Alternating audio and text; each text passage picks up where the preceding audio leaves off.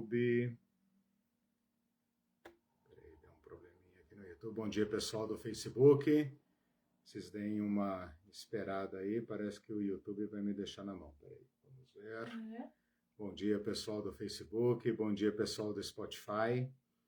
O YouTube deu uma paradinha aqui e tal. Vamos ver se a gente consegue restabelecer. Um bom domingo para todos e todas. Sejam todos bem-vindos, todas bem-vindas. Estamos aqui para mais um encontro da Teologia Pé no Chão. A Irene está aqui com a mãozinha fria. Não, mãozinha quente. Curitiba está nublado, mas isso é normal. E tá frio, fala. Frio. Fala Tá assim, bem tá frio, frio, mas eu estou de camisa, fala. A Irene mandou falar que tá bem frio, mas eu estou de camisa. Meu Deus. Eu tô até com um cobertor aqui para pôr nas pernas. Meu Deus. Não vamos brigar sobre temperatura, porque isso não dá certo. Hoje é dia 4 de junho. Quem é de Curitiba vai me confirmar. Hoje é dia 4 de junho. Estamos no nosso curso de domingo. Estamos com 2 cursos em andamento, um de sexta-feira sobre Bíblia, o estudo da Bíblia. Já entramos na aula 6 de 10. Faltam 4 aulas. E aos domingos estamos estudando Igreja e Reino de Deus. Nessa primeira parte, nós estudamos a Igreja segundo Jesus Cristo e agora estamos estudando o reino na sua conceituação. Bom, dá uma olhada, ver se o pessoal do... Tem que sair, entrar de novo? Não, a menos que eu encerre aqui. O Elton já está ali, mas aqui para mim está dando tentar de novo. Acredito que o pessoal do YouTube, você pode escrever lá no chat do YouTube para o pessoal ir para o Facebook, porque pelo jeito não vai dar certo. Bom, vamos lá então. Nós estamos estudando, como eu falei, nesse curso de domingo, estou me propondo a revisitar os temas da Igreja e do Reino de Deus. Tivemos 8 aulas com o tema da Igreja nos Evangelhos. É claro que o Novo Testamento oferece muito material sobre igreja a partir de Atos e das Epístolas, mas o desafio foi refletir sobre igreja em Jesus Cristo. É um desafio, porque, como eu tenho falado desde o início do ano, Jesus Cristo falou pouco sobre igreja e muito sobre reino de Deus. Cumprida essa primeira parte do curso de 8 aulas, nós começamos, hoje é a aula 11, então 3 aulas em que nós estamos trabalhando o conceito de reino de Deus. E para falarmos de reino de Deus, eu senti a necessidade de dar uma conceituação de reino, porque reino, como eu tenho dito desde a aula 9, é uma palavra sem conteúdo, é uma palavra que pode servir para qualquer coisa, para tudo e nada ao mesmo tempo. Então, estou impondo a mim mesmo e a vocês uma reflexão mais atenta, preliminar, sobre reino de Deus. Então, ainda não entramos no que Jesus falou a respeito de reino de Deus, mas estamos desde a aula 9, aula 10 e hoje aula 11, construindo uma conceituação de reino. Na aula 9, nós trabalhamos uma compreensão da palavra reino, uma compreensão sociopolítica, cultural da palavra reino, né? E desde a aula 10, nós estamos estudando a história do reino. E eu tomei como ponto de partida a história do povo de Israel. Por quê? Primeiro, porque nós, cristãos, estamos familiarizados com o Antigo Testamento, estamos familiarizados com as histórias do Antigo Testamento. Segundo, Porque a história de Israel antigo, do Israel do Antigo Testamento, nos permite analisar uma evolução política desde o formato clã, o formato da família de Abraão, como um clã peregrino que rompe com uma monarquia e se lança numa aventura, até que se tornam uma pequena nação e se estabelecem no seu próprio território. Depois, nós vamos ver, a partir da aula de hoje, a instauração da monarquia e a evolução histórica, então, desse sistema de governo, desse sistema de organização política. Desde a instauração do reino, uma breve evolução para um status de reino poderoso, importante, rico, né? E também opressor, por que não? Né? Até que eles precisam se deparar com reinos maiores e mais poderosos, que nós chamamos de império. Na confrontação com esses reinos mais poderosos, vai dar ruim para um dos lados, e no caso deu ruim para o povo de Israel. Então, essa epopeia do povo de Israel nos permite analisar, então, a evolução de um povo, como se fosse um estudo de caso, desde aquele estágio em que o povo é uma pequena família, um clã, até o estágio em que ele se torna uma monarquia e então, frente a frente com outras monarquias, eles terão que medir forças e vão ou dominar outros reinos ou ser dominado por outros reinos. E, como nós sabemos, no final do Antigo Testamento, o reino de Israel é derrotado e se torna, então, cativo ou subordinado, tributário de outros reinos. Por que nós estamos fazendo esse levantamento histórico como se fosse um estudo de caso? Porque, de certa forma, tirando aí, claro, as variantes, as especificidades, né, de novo, essa palavra, né, nós podemos dizer que esta é a história política de todos os povos. Todos os povos, de uma forma ou de outra, claro, estou falando em termos genéricos, todos os povos evoluíram para um tipo de sociedade política organizada. E uma vez organizada e ocupando uma certa extensão territorial, teve que se deparar com outros povos. E no confronto com outros povos, eles tiveram que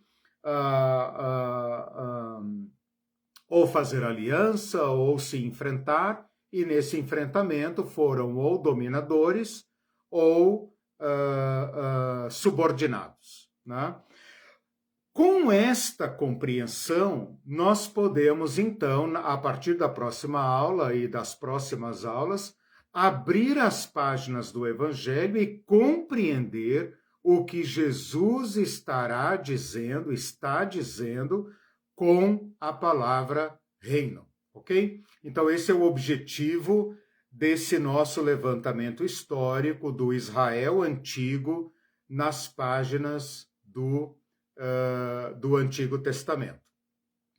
As perguntas que nos dirigem nesta abordagem são aquelas que eu tenho apresentado nessas duas últimas aulas. O que surgiu primeiro? O reino dos homens ou o reino de Deus?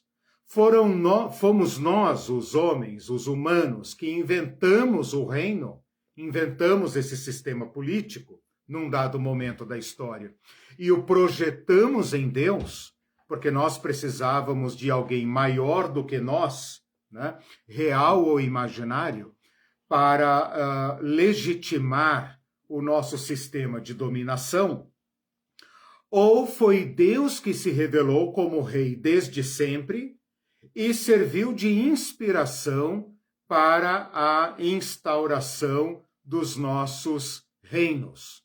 Nós vamos ver isso hoje, quando estudarmos a instauração do reino, se a inspiração do povo judeu foi Deus, um Deus rei, né?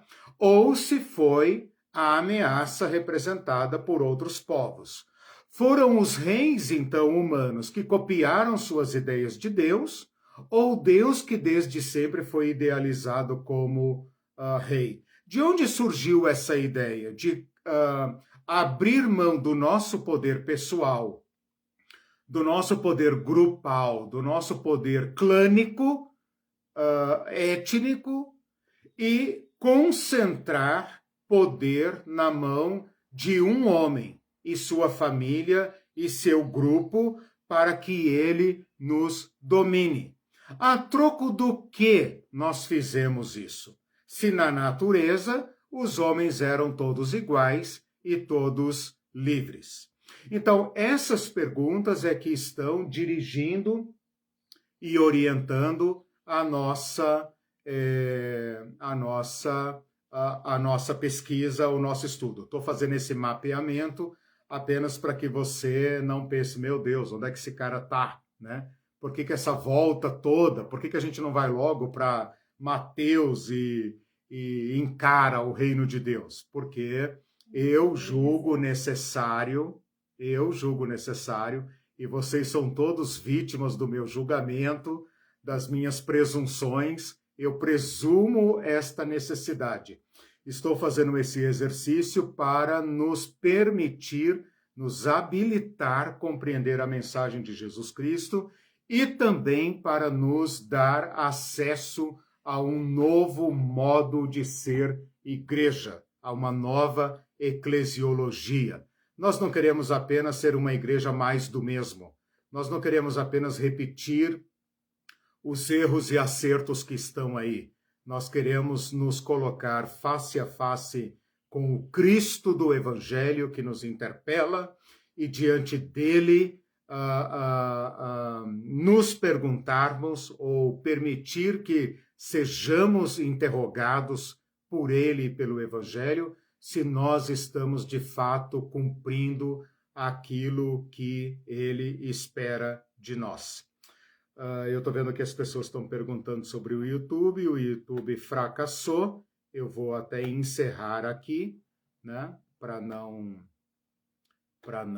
confundir ninguém, tá? Fique avisado, então, que o YouTube fracassou e nós vamos, avisa lá de novo no chat e avisa no Facebook para ninguém ficar perdido, tá? Infelizmente, o YouTube hoje fracassou e eu estou aqui no Facebook, depois eu subo essa aula lá.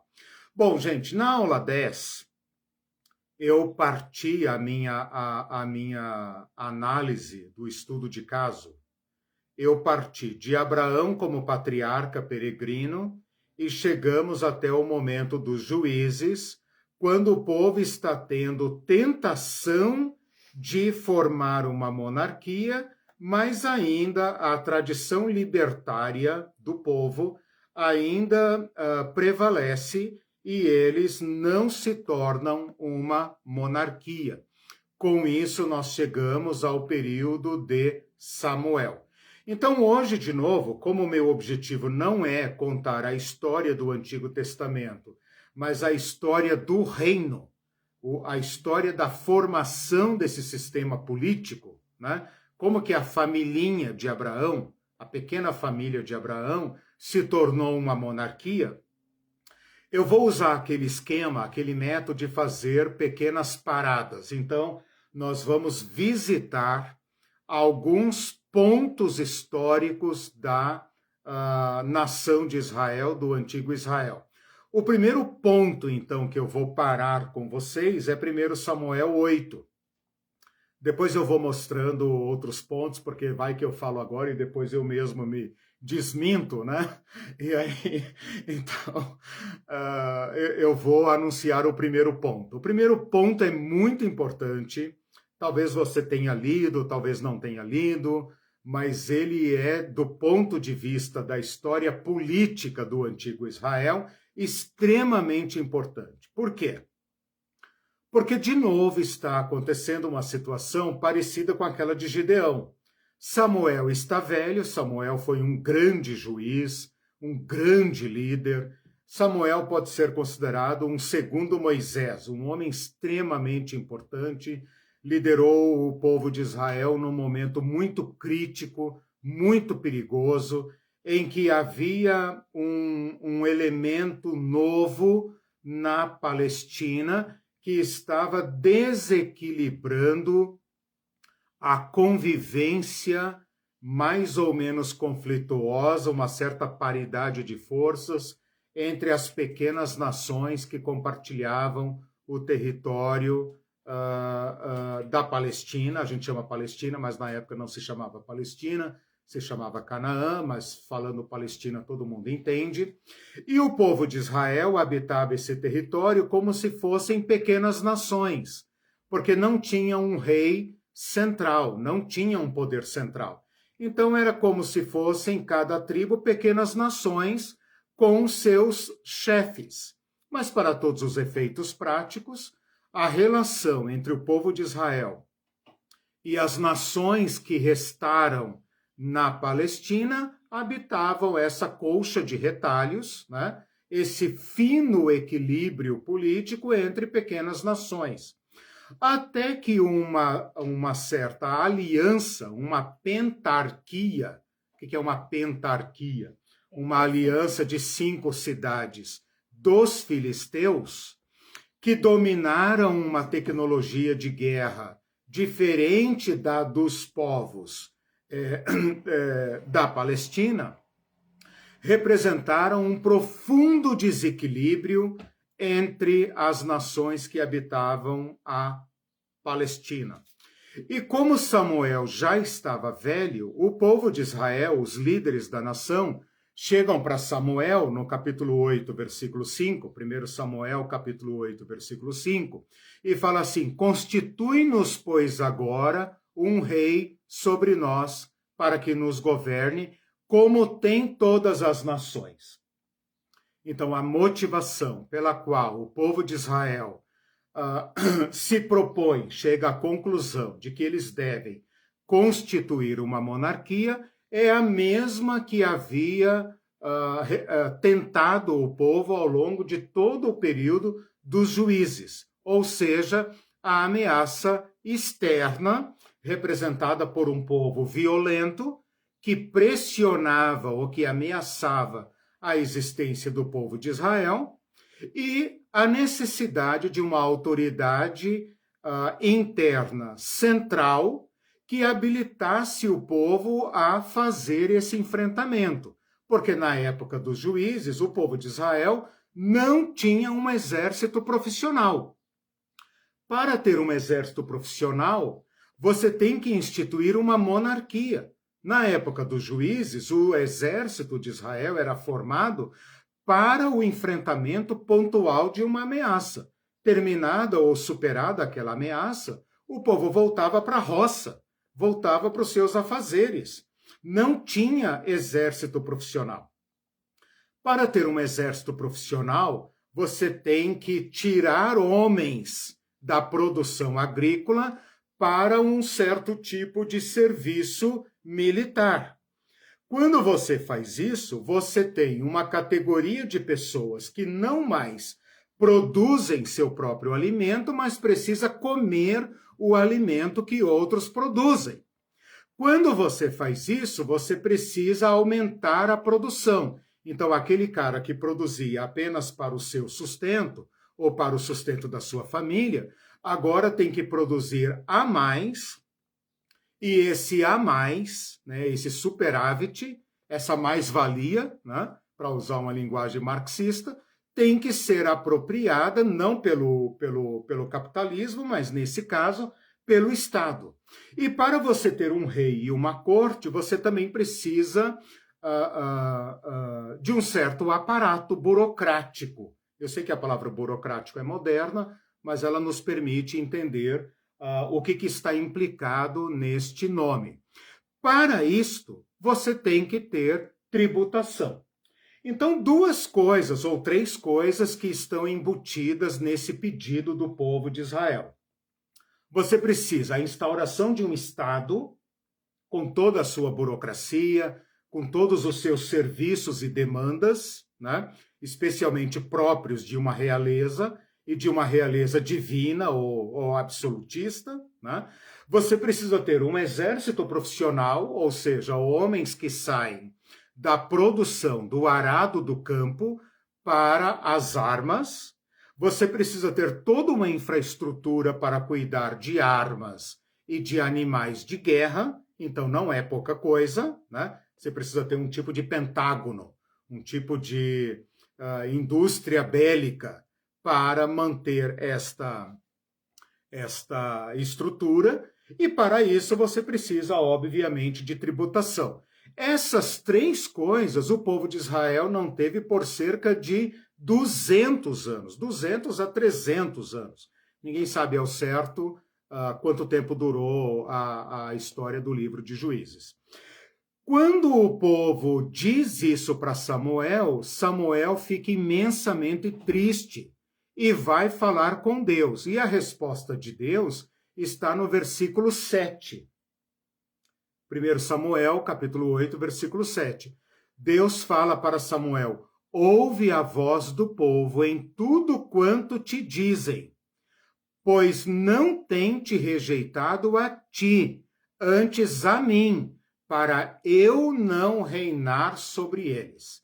Então aqui está uma profunda implicação da instauração da monarquia. A monarquia é uma rival de Deus.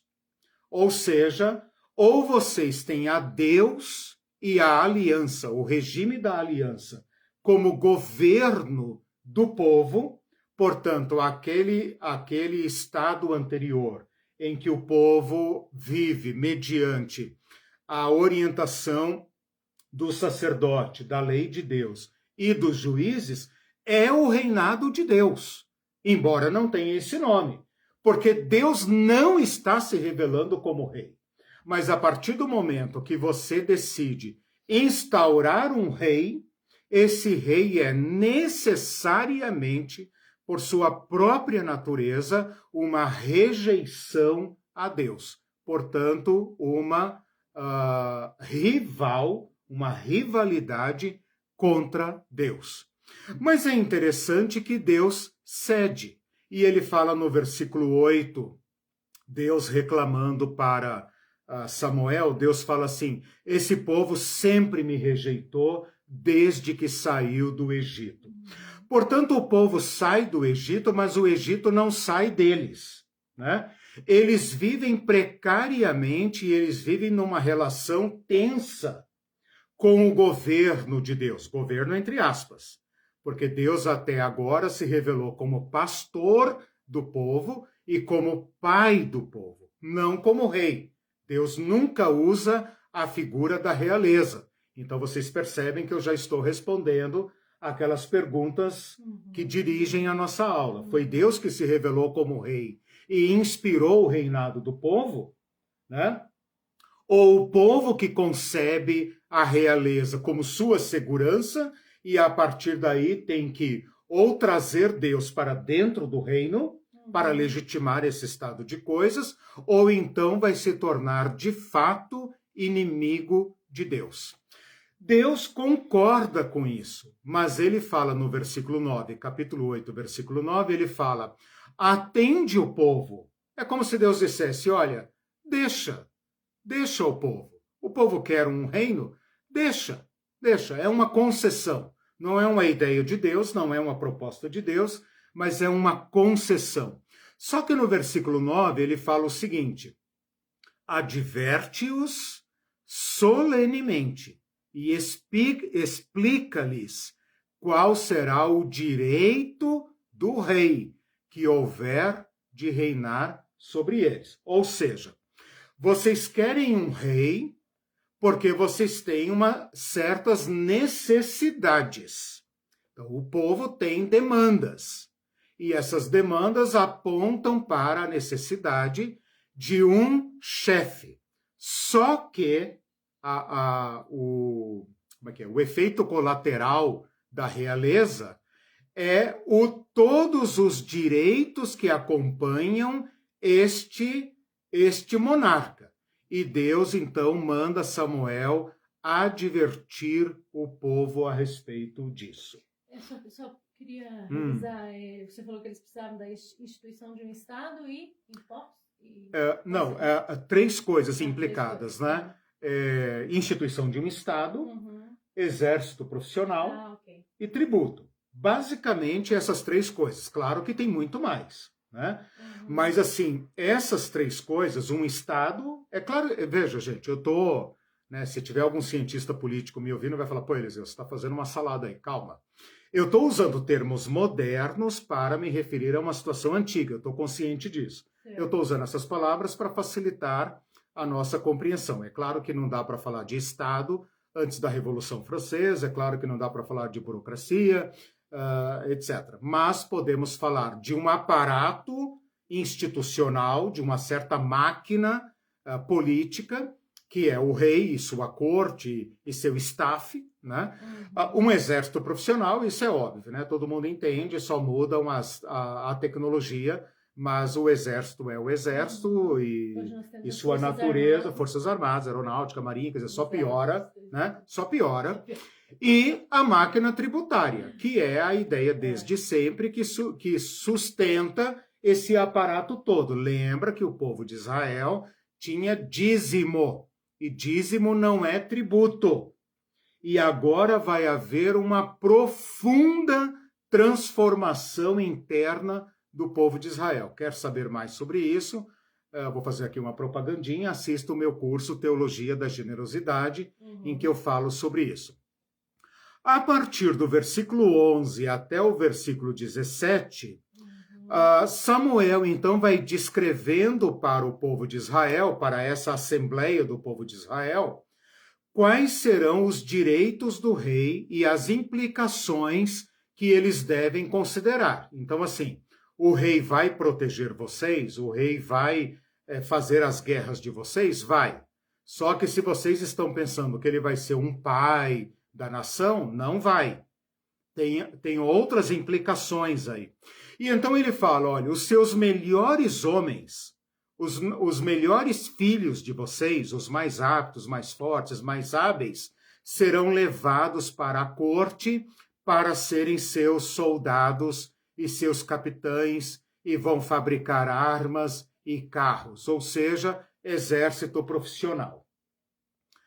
Junto com isso, no versículo 11 e 12, ele fala assim, seus melhores homens irão trabalhar nas fazendas do rei, porque não existe rei sem patrimônio, e um patrimônio mais elevado do que aquele que a reforma agrária de Moisés e de Josué havia estabelecido na divisão da terra. Claro, reforma agrária também é um termo moderno, mas eu me dou o direito de aplicá-lo aqui, porque se você ler o livro de Josué, você vai ver que houve uma divisão da terra para todos, inclusive para mulheres, né? De modo que não havia sem terra em Israel, todos eram produtores e todos ajudavam todos, né? Depois ele fala que as mulheres, a partir do versículo 13, as melhores filhas de vocês e mulheres de vocês serão levadas para o palácio para serviços supérfluos e para sustentar, para fazerem serviços domésticos no palácio, porque se você tem um grande grupo de pessoas que saem da produção, né, de cuidarem de si mesmas, é claro que você tem que tirar pessoas da produção para sustentar estas pessoas aqui. Evidentemente não está dito aqui, mas deve ser subentendido a exploração sexual. É óbvio, né, que um rei deveria ter muitas mulheres e a mulher que ele quiser. A única limitação que a lei de Moisés impunha era que ele não tomasse a mulher de outro homem. Mas nós vamos ver ao longo da monarquia que uma vez que o cara se sente rei, ele se sente dono de todas as mulheres e é evidente, claro, e é evidente que haverá posse, violência e violência e violação, mesma coisa, de mulheres, né? Depois ele fala do tributo, está no versículo 14, no versículo 14, ele fala assim, versículo 14 e 15, o melhor da produção de vocês será recolhido para sustento desse aparato. Então percebam aqui esse inchaço da máquina pública à custa do sistema produtivo. Então aquele sistema agrário que produzia para seu próprio benefício, agora passa a produzir para esta corte, para todos os funcionários do rei, para toda a família do rei. Nepotismo ainda não era crime, né? Nem sempre é crime cá para nós, né? Depende de quem pratica. Existe uma grande insistência em ter nepotismo, mas nessa época nepotismo não havia Estado, como é que fala, concurso público, não havia nada disso, havia os amigos do rei, né, evidentemente. Então, o sistema de dízimos, que implica em solidariedade, é estrangulado e passa a vigorar agora um sistema de tributação, desculpem, um sistema de tributação, tá? Com toda a sua violência, obviamente, porque nós não podemos aqui tem que fazer uma ressalva, não podemos comparar esta tributação com a tributação do Estado moderno, da República Federativa, do Estado de bem-estar social, do Estado democrático de direito. Nessa época, o tributo era expropriativo para o rei e seu staff, e não para benefício do povo. O povo passa a ser propriedade do rei. Depois ele fala que o rei vai tomar seus servos e animais, versículo 16, e no final, no versículo 17, ele mostra o estágio final, né, no fim desse texto, ele mostra o estágio final, para onde caminha a realeza, e vós lhe sereis por servos. Então, começa com um contrato social, em que os chefes e juízes da nação fazem um acordo de alienar seu poder, parte do seu poder, concentrar o poder na mão de um chefe, para instituir uma monarquia, como se fosse um grande contrato social. Então, aquilo que Rousseau imaginou aquele, como é que chama? Aquele tipo que ele criou para idealizar o surgimento do Estado, aqui em Samuel aconteceu de fato. O povo se reuniu de comum acordo para fazer a transição negociada por um juiz velho, para fazer a transição negociada para um regime monárquico. E o Samuel está dizendo, olha, não é uma boa ideia, se eu fosse vocês não faria isso, vocês estão mais seguros se vocês seguirem a aliança de Yahvé, mas eu vou lhes advertir o que é que vai acontecer. No final, esses caras que haviam feito a monarquia de comum acordo e acham que vão poder apresentar seus pleitos ao rei democraticamente, no versículo 17, Samuel adverte, né? Rimou aqui 17 com adverte. Ele faz mais ou menos eco àquele apólogo de Jotão. Ele diz, vocês todos vão virar escravos do rei.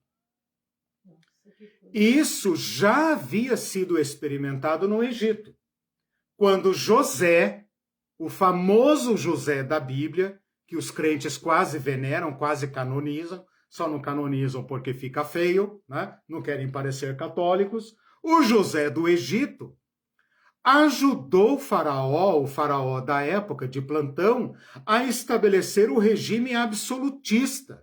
Lá em Gênesis capítulo 47, fala que ele se aproveitou da fome do povo e comprou tudo que o povo tinha para Faraó, inclusive a terra do povo, inclusive o próprio corpo do povo. De modo que tudo passou a ser de Faraó, exceto quem? Exceto a classe sacerdotal. Por quê? porque a classe sacerdotal era o fiador desta barbaridade, tia, né? Então, o Samuel está dizendo, olha, hoje vocês sentam aqui comigo nesse grande Senado, né, democrático, todos os chefes da tribo sentam em igualdade de condições, o chefe de José, o chefe de Judá senta junto com o chefe de Dan, que é uma porqueirinha de uma tribo lá do norte, né, com a Naftali, com Zebulon, todo mundo senta aqui e instaura uma monarquia. Beleza, nós vamos escolher um de vocês e vamos elevá-lo acima de todos. Daqui a algum tempo, seus mané, vocês serão todos escravos dele.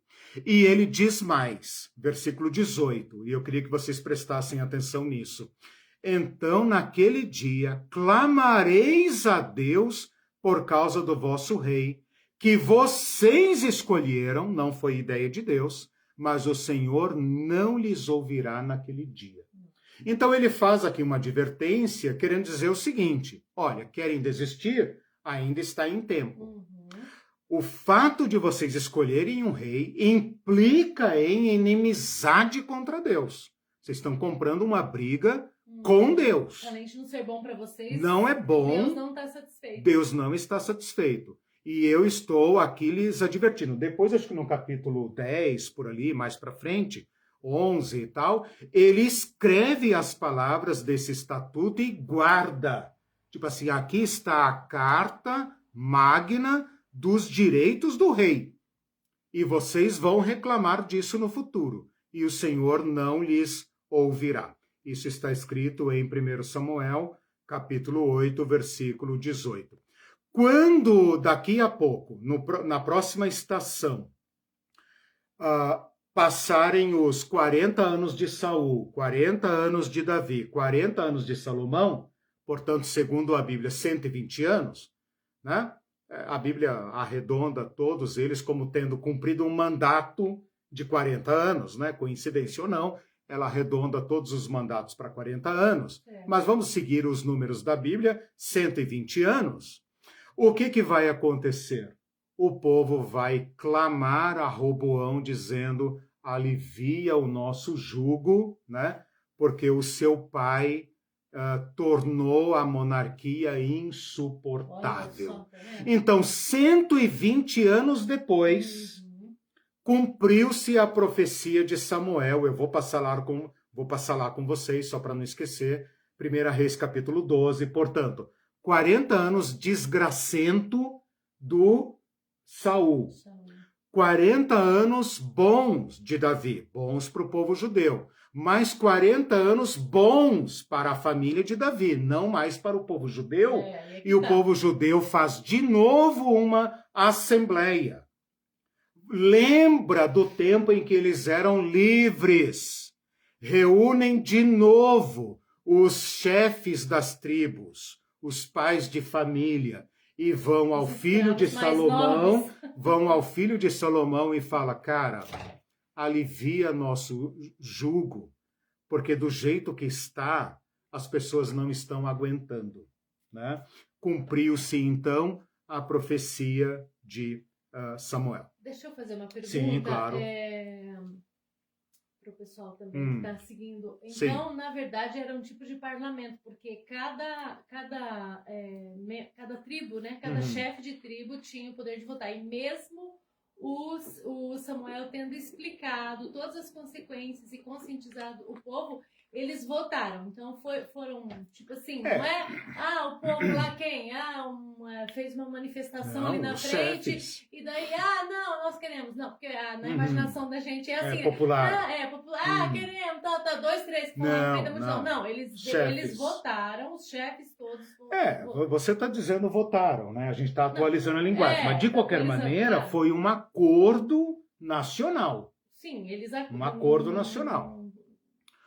Um acordo representado pelos chefes das nações.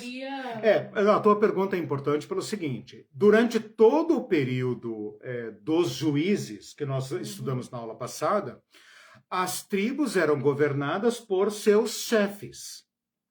chefe de clã, chefe de família, chefe de grupos maiores e tal, até um certo cabeça da nação, que a Bíblia chama equivocadamente de príncipe, mas não é príncipe, porque príncipe para nós é uma terminologia da monarquia. Sim. Então não é príncipe. Então lá em Moisés e tal, fala os príncipes e tal. A gente imagina uns carinhas, né, como o príncipe William, a gente imagina esses carinhas aí, né? Todo, né, sanguinho azul e tal. Não é nada disso. Você tem que imaginar uma coisa tipo tribo indígena, povo originário, né? Chefes de família. Tá. Todas as questões eram julgadas dessa forma, né? E se houvesse alguma necessidade de decisão, deliberação, quem funcionava como fiador deste acordo era o sacerdote, que, ao contrário do sistema monárquico ao redor, não compartilhava da nobreza do rei. Pelo contrário, era representante dos pobres. Porque eu falei que não tinha sem terra, tinha uma família sem terra oficial de Yahvé, era o MST. O MST era a tribo sacerdotal. Não ganhava terra. Não ganhava terra. Para produzir. E para isso eles eram fiadores da aliança. Então todo o esquema montado por Moisés era antimonárquico. E o que levou o povo a esse contrato social na época de Samuel foram pelo menos duas questões, né? Podemos dizer assim, ameaças externas, que sempre vai funcionar como uma tentação ao poder, e ameaças internas. Ou seja, esse conselho é fraco, né? Esse conselho é fraco, ele não está conseguindo fazer frente ao povo, aos filisteus. Medo de invasões, né? Também. Exatamente. Medo de invasões e destruição e genocídio. Por quê? Porque o povo de Israel tinha tomado a terra por meio de guerra, sangue. Então eles eram inimigos, entende? Só que eles conseguiam se manter ali, eles foram conseguindo se manter, né? Até a chegada dos filisteus. Quando os filisteus se unem naquela pentarquia, né, a história dos filisteus é muito interessante, porque os filisteus não são povos semitas. Os filisteus são um povo do mar, ninguém sabe se vieram da Grécia, de onde eles vieram, ocuparam o litoral e eram violentíssimos. Eles não faziam acordo com ninguém ali, eles eram violentíssimos, né? Eles dominavam técnicas de guerra, eles dominavam metalurgia, eles tinham carros, etc. E eles colocaram o povo de Israel de joelhos, né? Samuel, mal e mal, conseguiu enfrentá-los, Sansão conseguiu enfrentá-los, mas quando Samuel ficou velho, o povo falou, não, a gente não aguenta mais. Se Samuel morrer, vai tudo por água abaixo de novo, e agora nós queremos um rei. E mesmo os filhos dele eram mesmo com todas essas advertências, o povo fez o cálculo e falou, não, nós pagamos, nós estamos dispostos. E aí no versículo 20, se não me engano, o povo fala, não, nós teremos um rei. E aí Samuel conduz... claro, é difícil julgá-los, então, mas por isso que eu estou usando os medos e tudo. Claro. Por isso que eu estou usando a história de Israel como estudo de caso. Certo. Porque nesse estudo de caso a gente vê presente todos os elementos que levaram à monarquia absolutista. Entendeu? Sim. Que levaram à monarquia absolutista. Motivos, né? Sempre há motivos. Sim, sempre há motivos, com certeza. Hoje, por exemplo, existem aqueles anárquicos que querem destruir o Estado, ou querem Estado mínimo, ou querem simplesmente a anarquia mesmo, que não haja Estado. Sim. Então, nós sempre vamos viver nessa tensão entre segurança versus perda de liberdade, né? Ou liberdade plena versus sacrifício da segurança. É sempre essa tensão. Versus a coisa na prática, né? Uma outra coisa importante a considerar aqui é a ameaça do povo externo. né? Durante toda a história da humanidade, até digamos, recentemente, né? A convivência com o outro povo nos empurrava para o poder absolutista. Porque o outro povo representa uma ameaça. E se ele representa uma ameaça, eu sou obrigado a me armar. Não tem saída. Tá? Isso se chama, hoje, na ciência política, hoje, até depois posso falar um pouco sobre isso, não vou falar agora para não gastar tempo, é uma parábola das tribos. Teve um cara, até o livro está aqui, pega esse... vê aqui na letra P se você acha, está em ordem alfabética, um livro de capa marrom, mas acho que não está aqui não. É parábola das tribos.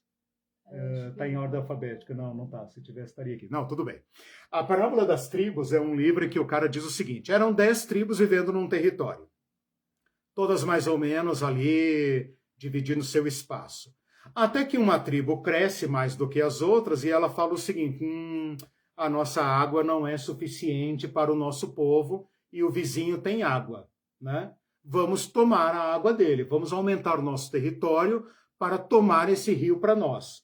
A partir do momento que uma tribo ameaça a outra, o jogo do poder está estabelecido para todas, porque todas terão que reagir a esta ameaça. E a ameaça está sempre presente porque os recursos naturais disponíveis são limitados em face das ambições e das necessidades de um povo.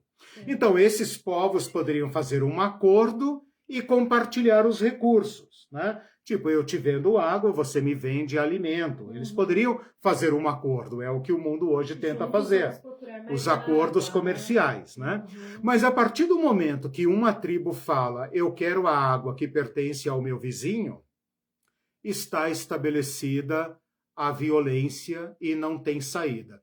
Essa tribo ameaçada, ela tem, digamos, 3 opções. Ou ela foge, abandona o território e foge, ou ela se submete ao jogo da violência, ela fala, tudo bem, a gente perde a água, ou a gente paga tributo, a gente faz alguma coisa, ou se alia com as demais tribos e se fortalece, oprimindo o seu próprio povo para investir em forças armadas e enfrenta aquela tribo inimiga.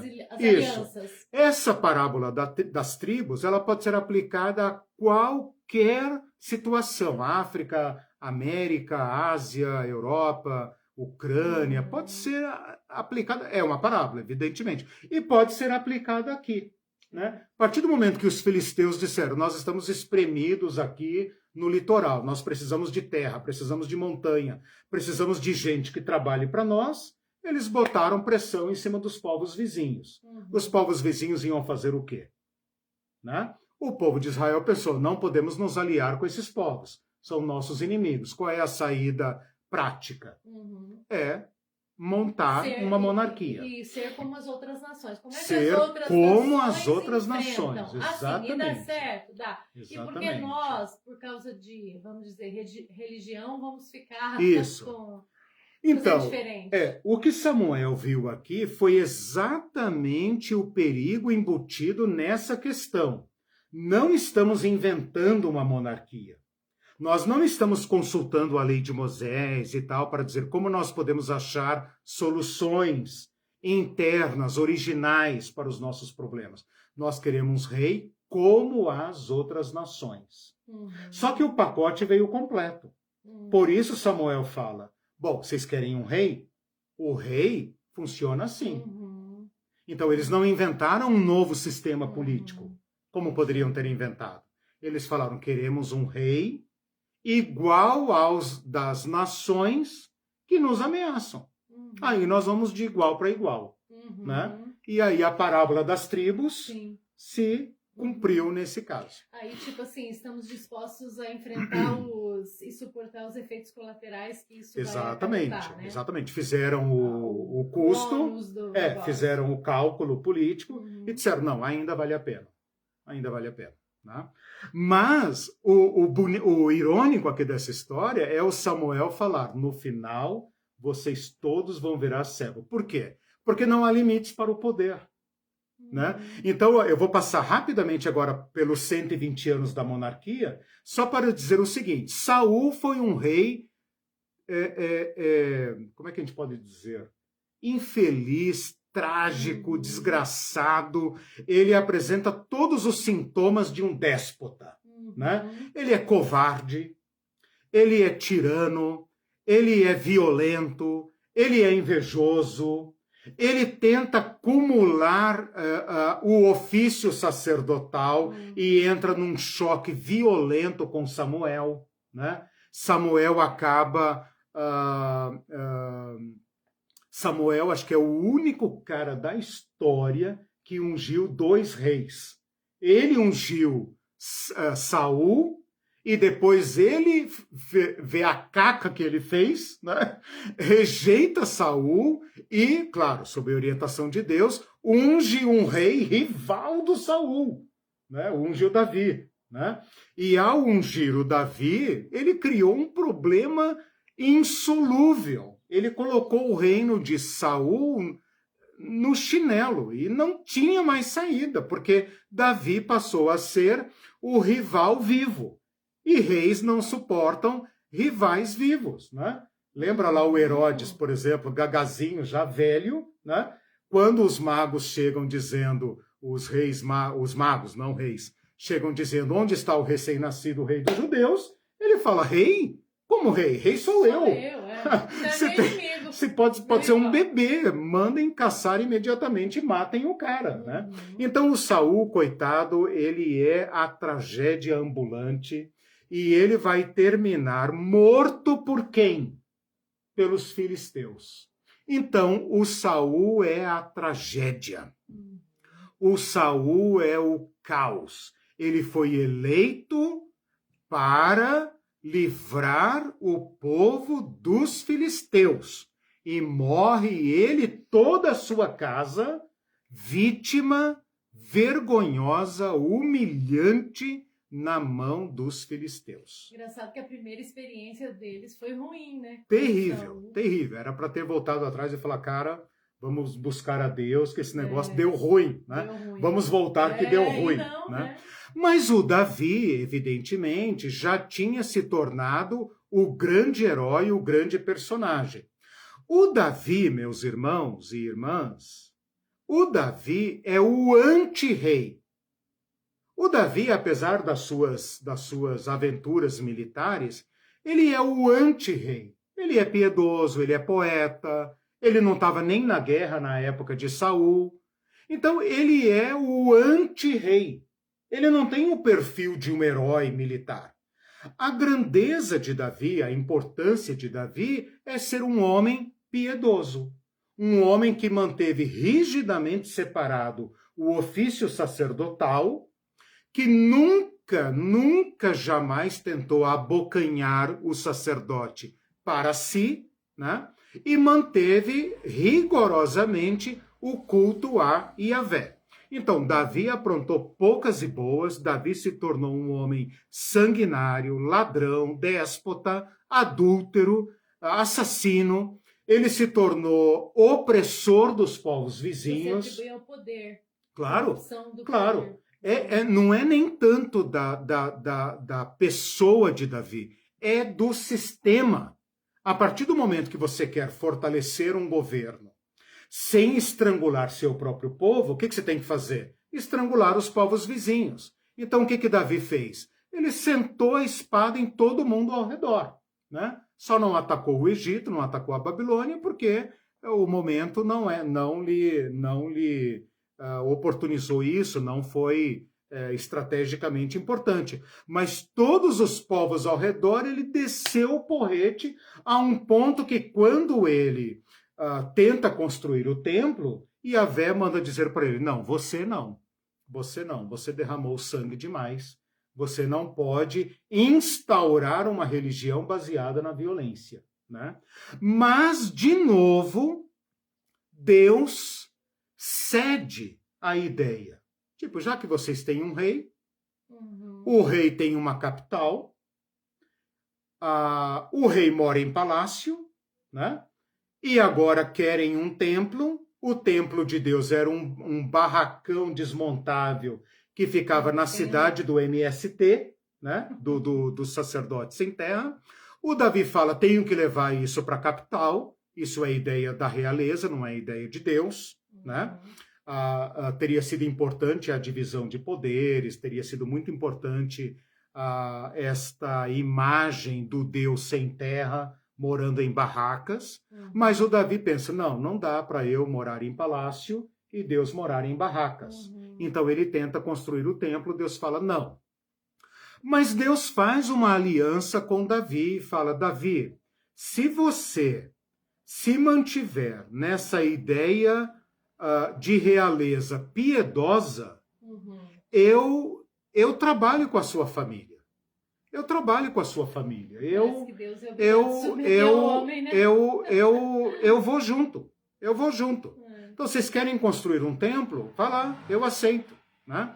E então vem o Salomão, o nome dele em hebraico é Shlomo, que é derivado de Shalom, que é paz, portanto, Salomão é o pacífico, né? O rei da paz. Percebam como isso é imagem de Jesus Cristo, o filho de Davi. Salomão é o filho de Davi, Jesus é o filho de Davi, e Salomão era para ser uma figura do ungido. Mas o Salomão, por causa da sua paz e da sua riqueza, embora não tenha sido um rei bélico, né, usufrui do espólio de guerra e de opressão do seu pai, Davi. E instaura o templo em Jerusalém, aparentemente piedoso e tudo mais. Só que depois instaura diversos outros templos, né, para diversos outros deuses. E neste projeto expansionista, nesse projeto de acordos políticos, de internacionalização da monarquia, desse globalismo, da monarquia, da cultura, de alianças, inclusive com o Egito, que Deus havia proibido, a princesa oficial, porque tinha as extraoficiais. A princesa oficial de Israel nesse período era uma princesa egípcia, e para cada uma desses acordos, Salomão erigiu um templo para estes cultos, e no final do seu governo, ele já reduziu o povo a trabalhos forçados, estrangulou a estrutura clânica e tribal do povo de Israel, estabeleceu distritos tributários, estabeleceu um poderoso aparato militar, existem até hoje ruínas das cocheiras de Salomão, né?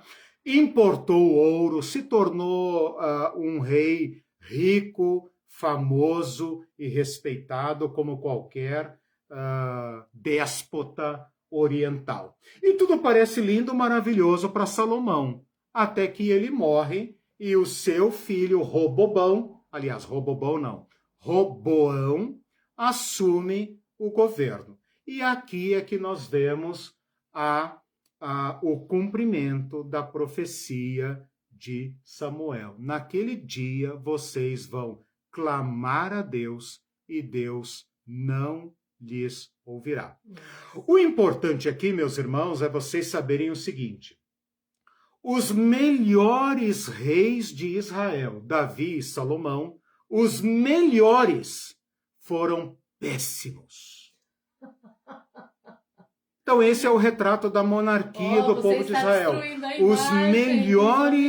Os melhores reis de Israel, Davi e Salomão, foram péssimos no sentido da aliança de Moisés. Sim. Né? Então, o Davi se salva por seus méritos, apesar de todos os pecados. As pessoas falam Davi, o homem segundo o coração de Deus. Falso.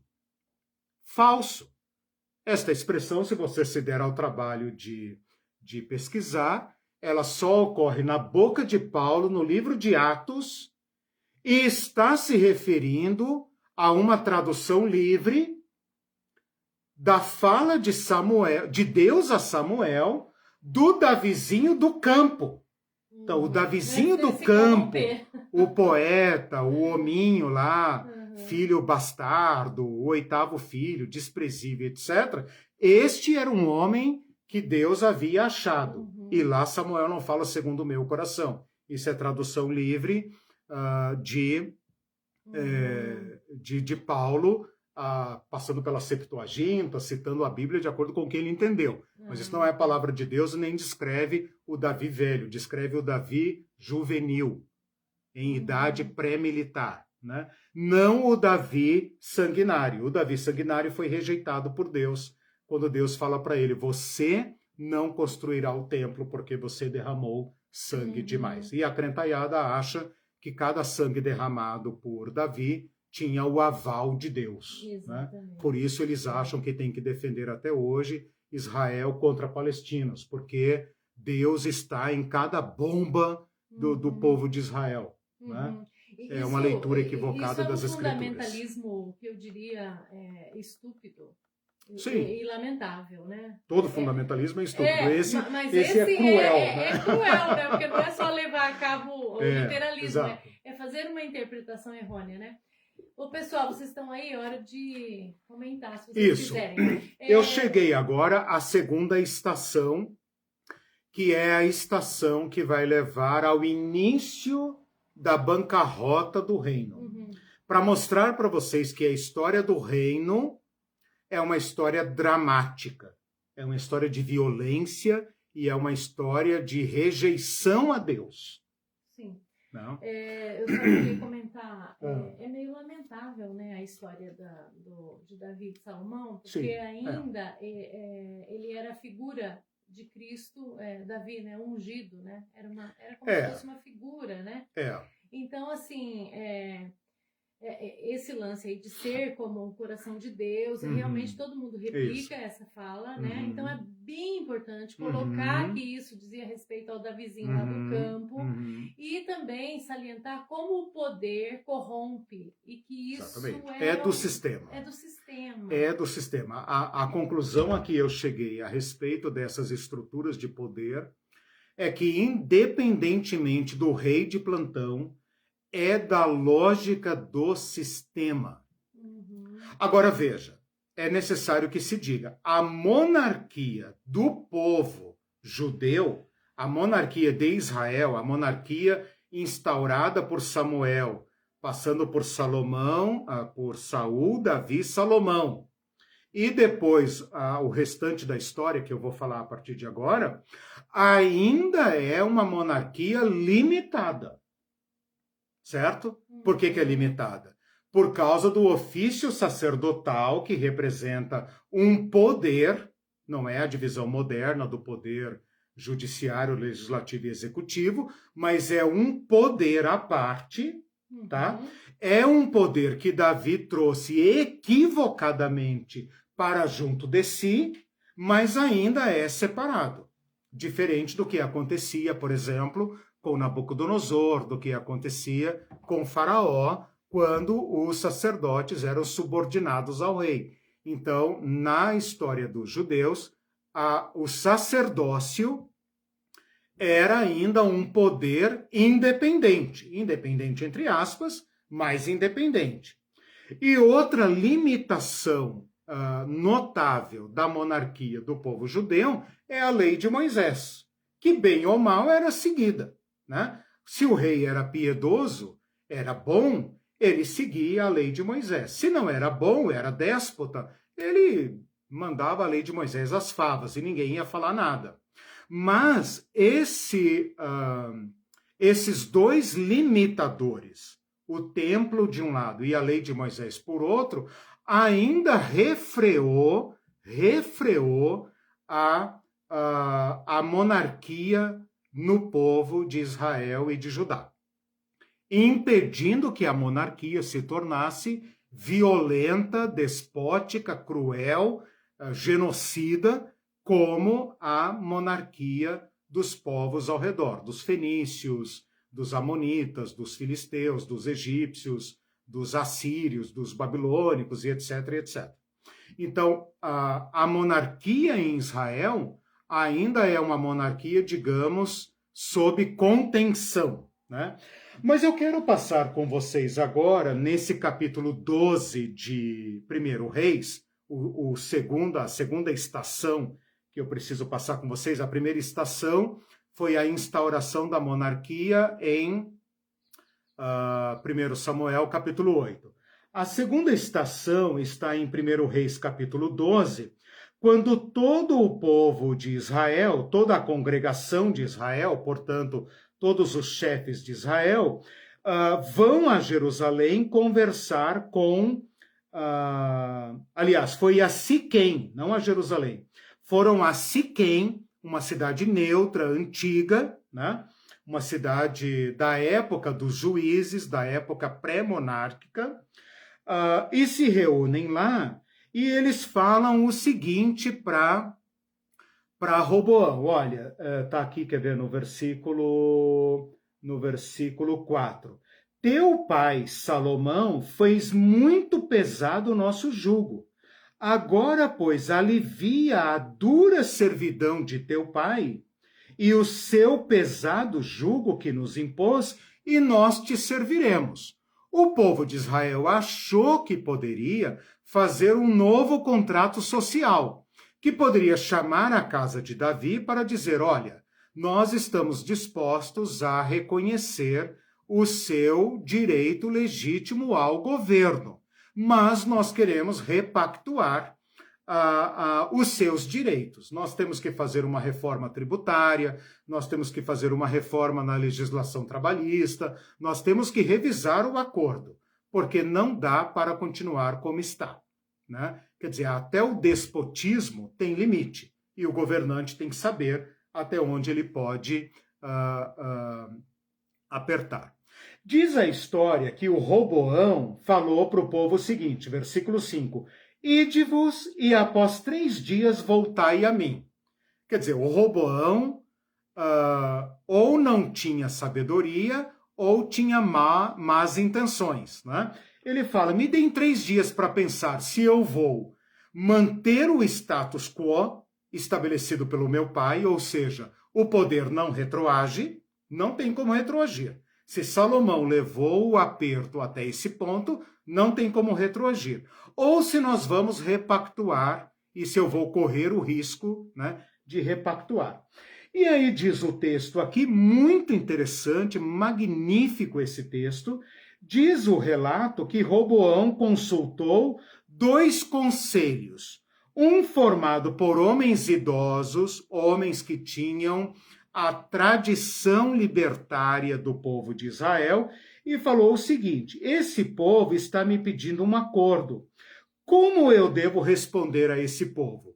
Então, no versículo 7, esses homens sábios da corte de Salomão disseram para ele o seguinte, se hoje te tornares servo deste povo e os servires, e atendendo falares boas palavras, eles se farão teus servos para sempre. Aqui está um acordo de poder. É o rei servo. O rei tem que lembrar que ele está ali para prestar um serviço público.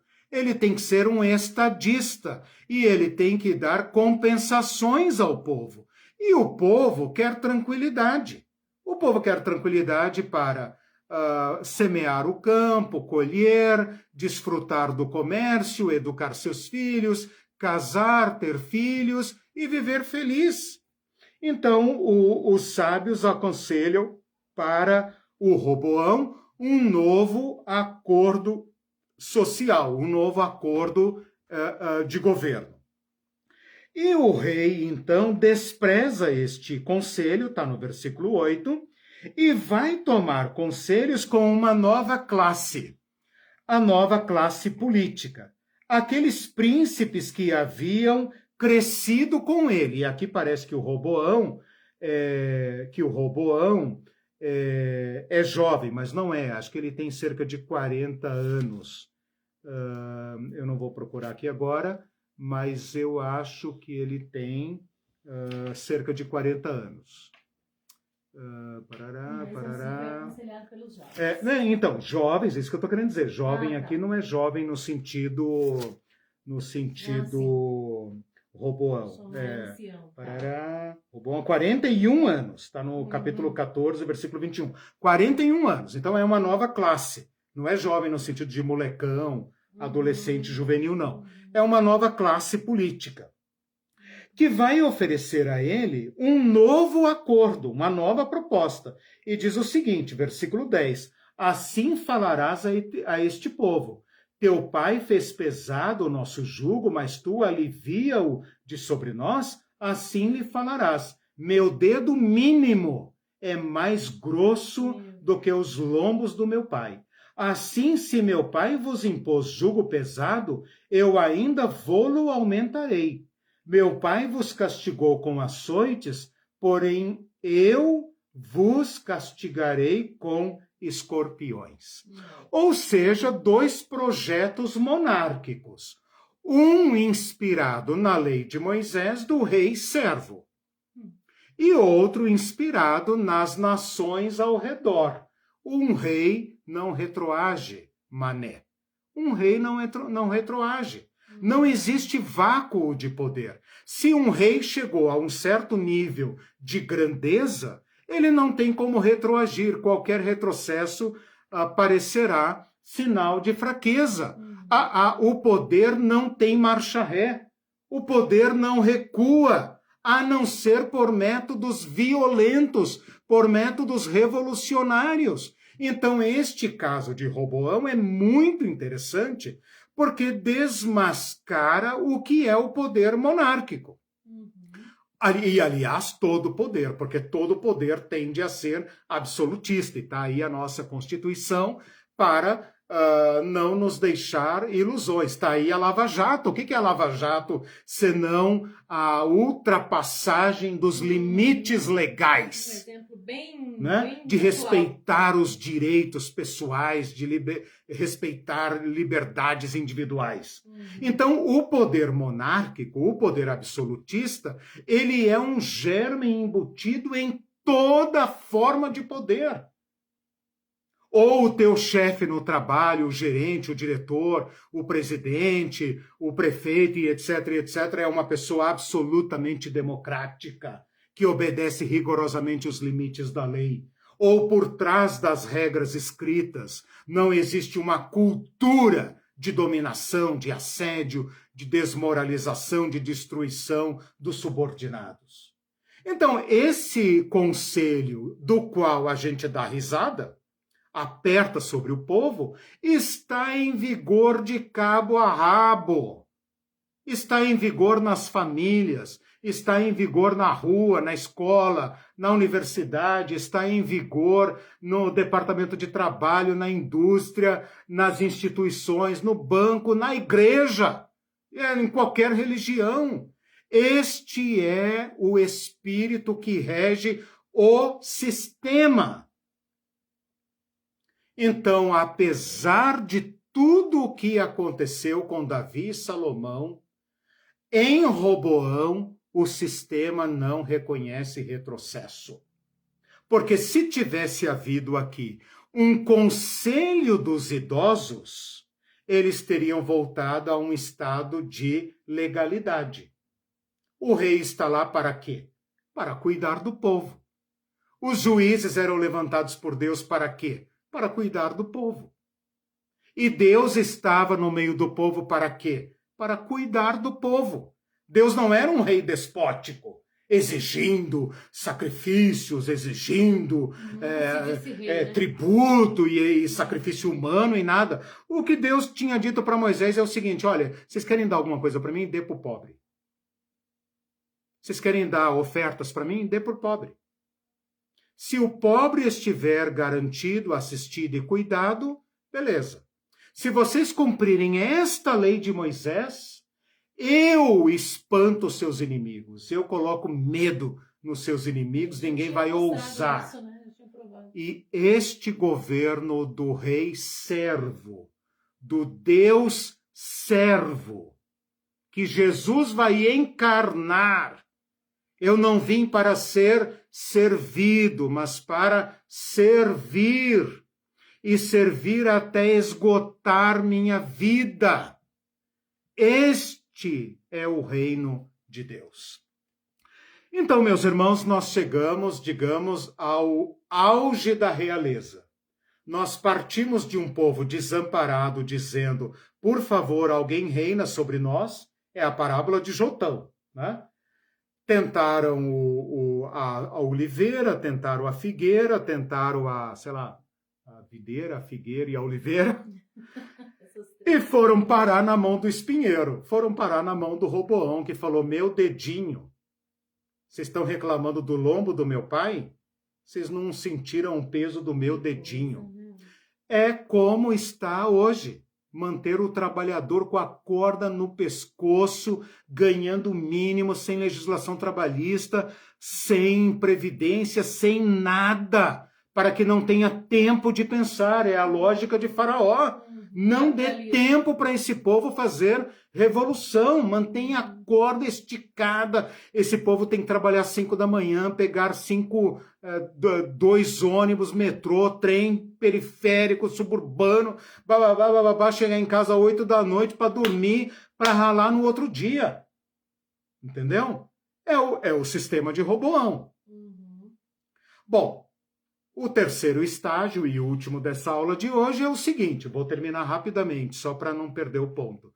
O reino se divide. Pois é, com isso ele decretou o fim dele, Ele né? decretou. Esse negócio de dedo Exato, mindinho, exato. Então... Ele decretou o fim, ou seja, até o déspota tem que saber quanto aperta. É que você fala sempre, tem que saber o limite. Tem que saber o limite. Perdeu o limite. O bom ditador sabe o limite.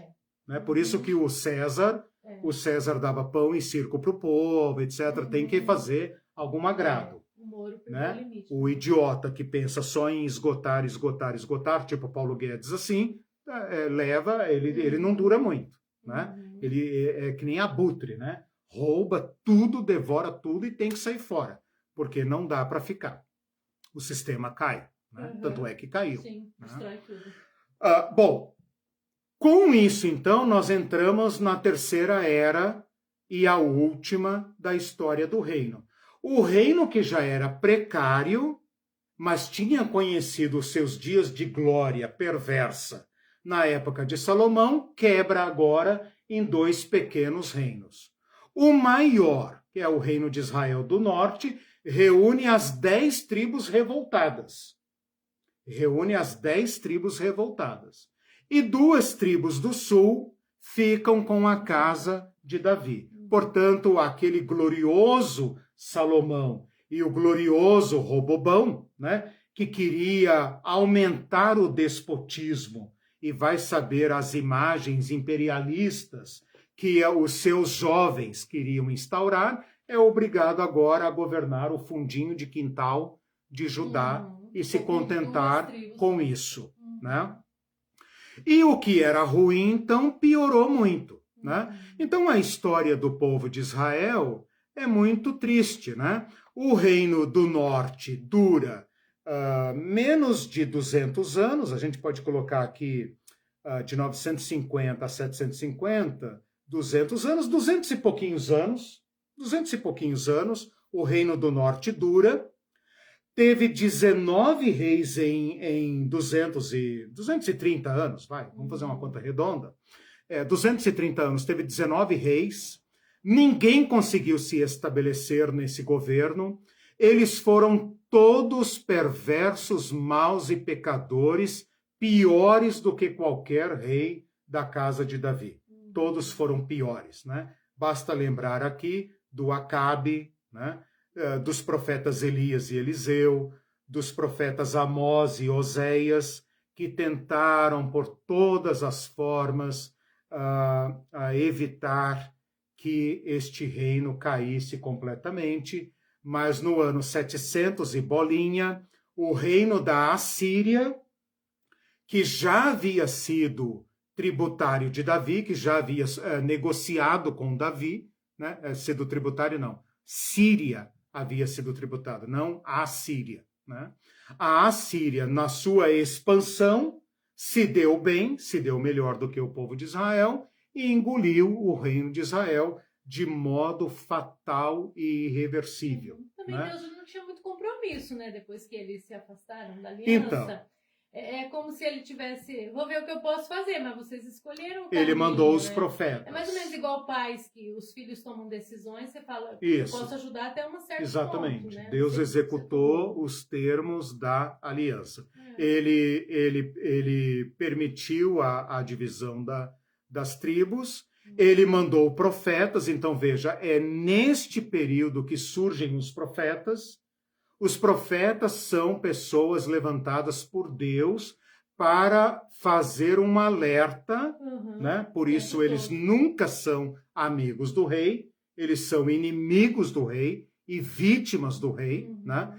Porque o reino do norte, então, se torna aquilo que o povo sempre quis, um rei como as outras nações, né? Os reis do norte são todos perversos, idólatras, despóticos, abusadores, violentos, né? E o reino do norte, então, vai caindo, de modo que ele dura apenas 200 e poucos anos e é levado cativo debaixo de um povo extremamente perverso, cruel, melhor dizendo, que é da norte das 10 tribos, que é chamado Israel, né? Estamos aqui na fase do reino dividido, e ele cai sob o governo de um povo extremamente cruel na antiguidade, que é o Império Assírio. Né?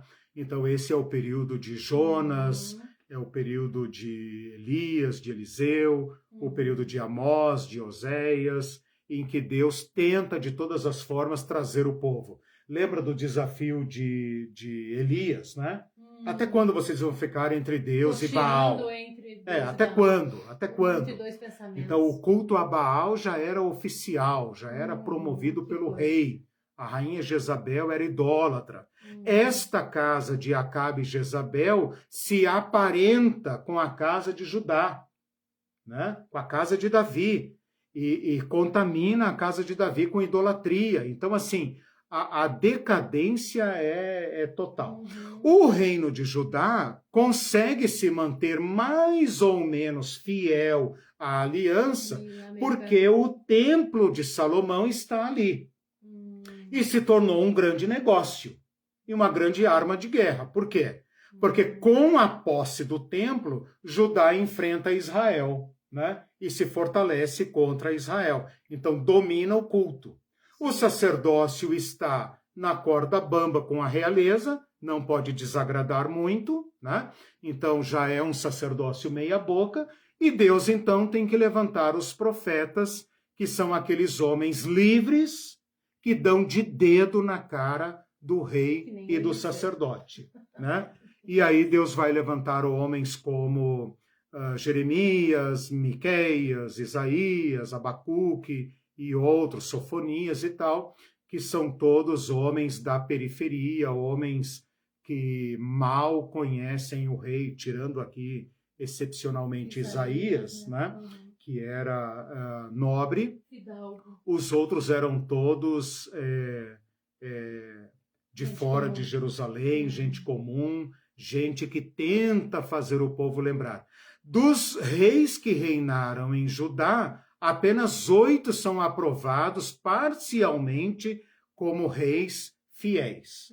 E os outros são considerados maus e perversos, violentos, havendo até reis que tenham sacrificado seus filhos aos deuses. Portanto, parentes de Jesus, porque Jesus vem da linhagem de Davi, né? Parentes de Jesus foram oferecidos vivos aos deuses. Então, a decadência da monarquia judaica é assim, ó, é um tobogã, né? Fora pequenos respiros na parte de Judá, ela sobrevive por mais uns 100 e poucos anos, por causa de reis piedosos e de escuta dos profetas, mas no início dos anos 600, aliás, no início dos anos 500, 605, 590, 580, o reino de Judá também cai, e então aqui está a história do reino. Começa com Abraão, passa por Moisés, passa por Gideão, passa por Davi, passa por Roboão e chega à tragédia total. Ou seja, a monarquia que havia sido instaurada para quê? Para que havia sido instaurada a monarquia?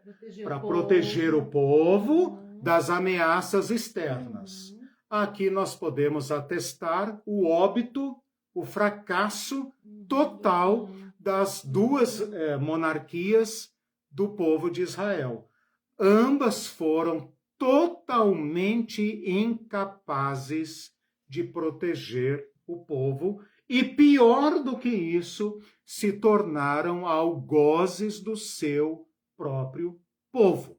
Mas opressores do seu próprio povo. Mas um analista político ou até um historiador podia te contestar dizendo assim, sim, mas não foi feito da outra maneira para a gente analisar, porque se eles não tivessem feito dessa maneira, pode ser que eles tenham sido destruídos até antes do tempo. Então, claro, tem esse lance também, né? Tudo bem. Tanto que Deus andou com eles nesses caminhos, né? Deus poderia ter falado, bom, vocês vão instaurar a monarquia, tô fora, se virem. Não, Deus andou com eles, né? É interessante que a monarquia de Israel, a partir de Davi, do templo, que começa a tratar Deus como rei. Esse ponto não pode faltar na nossa aula. Ah, sim. Ok. Então veja, você vai falar, Eliseu, mas a Bíblia chama Deus de rei. Sim. Mas quem chama Deus de rei? Davi, Salomão e Companhia Limitada. Reis, né? Antes da monarquia, Deus não é chamado de rei. Isso é importante. E nem de reinado. Antes da monarquia. Deus é chamado pastor do seu povo. Deus é chamado pai do seu povo. Deus é chamado marido do povo. Se você ler o livro de Oséias, por exemplo, ele fala, do Egito chamei o meu filho. Moisés fala, Deus te conduziu pelo deserto como um pai ao seu filho. Em Oséias ele vai dizer, querida, vamos nos casar de novo. Você é para mim como uma esposa adúltera, infiel, mas vamos nos casar de novo. Eu te amo com amor eterno. Volte para mim. Né? Então Deus é considerado o pastor. E é muito, muito importante que Jesus tenha falado do reino de Deus, mas nunca tenha falado de Deus e de si mesmo como rei. É verdade. Não existe o reino tem um pai, e Jesus se manifesta como bom pastor. Olha a oração do Pai Nosso, por exemplo. Pai nosso que estás nos céus, venha o teu reino. É como se ele estivesse dizendo, Senhor, estamos cansados dos nossos reis. Nós não suportamos mais os reinos, cada um pior que o outro. Venha o teu. Venha o teu, ó nosso Pai, venha o teu. Dá-nos o pão. Ora, Deus não dava pão para o povo no deserto. Deserto é lugar de pão? Terra arenosa, como a terra de Canaã, é lugar de manar, leite e mel? Manar, leite e mel? Não! Mas Deus não deu leite e mel para o povo na terra de Canaã? Deus não deu o pão nosso de cada dia para o povo no deserto? Quando Jesus multiplica o povo não quer fazer dele o seu rei? E Jesus diz não? Então, meus irmãos, nós estamos diante de uma boa nova. Nós estamos diante de algo novo. Nós estamos diante de algo que toca a nossa realidade, que toca a nossa dor, que toca a nossa opressão, que toca a nossa privação. É diante disso que nós estamos, né? Então, a história do reino de Israel é essa tragédia toda. Nos seus melhores momentos, ela é ruim, né? E é neste cenário que surgem os salmos que tratam Deus como rei. Então, respondendo à pergunta do início da aula, foram os homens que inventaram a realeza e projetaram sobre Deus? Sim. Sim. Foi Deus que se revelou como rei e inspirou a monarquia e os reinos dos homens? Não. O Deus real foi inventado para legitimar o direito real dos seres humanos. Real por isso, de rei, tá, gente? o direito da realeza, isso, o direito monárquico. Não, você falou Deus real, mas real no sentido de realeza. Isso, o Deus da realeza, o Deus rei. Uhum. O Deus rei foi inventado para legitimar a farsidade, a farsa, a mentira que está por trás da lógica do reino. Qual mentira? Nós vamos eleger um homem para cuidar de nós. E no exato momento que você o coloca acima de nós, ele passa a trabalhar por ele e pelos interesses dele e a se tornar nosso primeiro inimigo. Ele é o que tem o direito primeiro de nos explorar. É mais ou menos como a milícia, né? A milícia não permite que os bandidos roubem na sua área de influência. Por quê? Porque é direito dela. Né? Ela protege, entre aspas, então ela tem que... É o império, por exemplo, os Estados Unidos não quer que a China entre na América Latina. Por quê? Porque é direito deles. Só eles podem nos roubar. Né? Se a China vai nos roubar ou não, não importa, eles não querem. Né? Então, o que a realeza representa é o seguinte: vocês estão cansados de inimigos externos? Beleza, eu serei o seu inimigo número 1. Né? E a partir daqui, não tem retrocesso. Lembra da profecia de Samuel? Não tem retrocesso. No final, vocês serão todos servos do rei. E isso se cumpriu. Se cumpriu em Roboão, se cumpriu no Reino do Norte, se cumpriu no Reino do Sul, apesar de um ou outro rei piedoso. Destas cinzas e desses escombros, começa a surgir as profecias a respeito do Cristo. E é a partir daí que nós retomaremos na próxima aula. A Namar diz assim: pois é, eu nunca vi uma exposição como essa nos sermões da igreja. Claro. Por isso o povo perece por falta de conhecimento. Porque a igreja segue o espírito dos jovens de Roboão. Exatamente. E não tem retrocesso. E qual a leitura da igreja? Nenhuma. O povo deixa o povo na ignorância. Claro. Eu ouso dizer que a leitura da igreja é a da monarquia ainda. Mas claro, gente, todas as igrejas, aqui eu vou me permitir generalizar, todas as igrejas seguem o esquema católico. E o esquema católico segue o do Império Romano. E o Império Romano é o ápice do desenvolvimento da monarquia, ponto. Ou nós entendemos isso e rompemos com esse reino de César, ou nunca entraremos no reino de Cristo. Por isso que Jesus fala: o meu reino não é deste mundo. E a crentaiada pensa que é do céu. Não, não é do céu. Não é inspirado pelo sistema do mundo. Não é como o das outras nações. Por isso Jesus fala que ele não vai usar violência para se proteger. Porque ele fala: se meu reino fosse igual deste mundo, meus servos me protegeriam. Óbvio que protegeria. Óbvio. Mas o meu reino não é deste mundo. Ora, não é deste mundo porque não segue a violência. É outra mentalidade. E nós vamos ter que encontrar esta mentalidade. O importante aqui é vocês entenderem o seguinte: a expressão reino de Deus nasce das cinzas e dos escombros do reino de Israel. Deus teve que esperar, vamos dizer assim, Deus teve que esperar o povo chegar ao fundo do poço, ao colapso total da ideia da monarquia, para começar a falar de um novo sistema. Ele vai usar a linguagem do reino, mas esse reino não está em continuidade com o reino de Davi.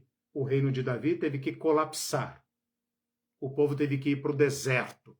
O povo teve que ser pisado no pescoço pelos reis das outras nações, para no desespero, na profunda frustração, começar de novo a ouvir Yahvé. E então, os primeiros sinais de boas novas, que Jesus vai chamar de evangelho, e a palavra evangelho significa boas novas. Quem é que fala em boas novas no Antigo Testamento? Vou falar isso na próxima aula. Os profetas. Quão formosos são os pés dos que anunciam boas novas, daqueles que chegam para Sião e diz: o teu Deus reina. Acabou o reino dos homens, acabou o reino da opressão, estamos diante das boas novas do venha a nós o teu reino. Mas para entender o reino de Deus, tem que se frustrar com o reino dos homens.